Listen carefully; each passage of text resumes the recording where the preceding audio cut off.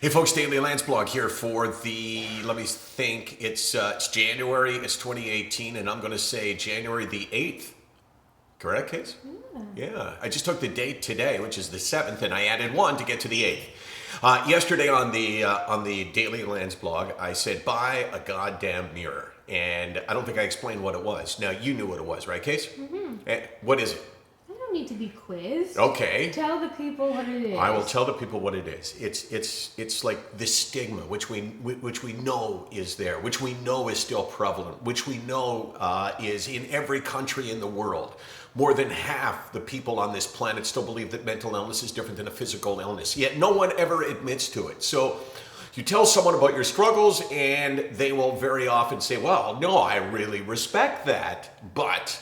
There's always a but, and the but is where the stigma is. And it's like, you think that everybody else is part of the stigma, but that you're not. And that's why I come to buy a goddamn mirror. Look yourself in the mirror, look at yourself and decide, would I really treat my husband, my wife, my son, my daughter, my parents, anybody that you care about the same way if they had a physical illness? Would you really treat them the same way if they had said, I have cancer? Or when they tell you that they have a mental illness, depression or anxiety, and that it's severe, do you think to yourself, oh my gosh, thank God that's all it is? That is the stigma, and that's why I say buy a goddamn mirror. Not you, but you. Yeah, person in behind you, Case. The person that somehow believes that they're not part of the problem.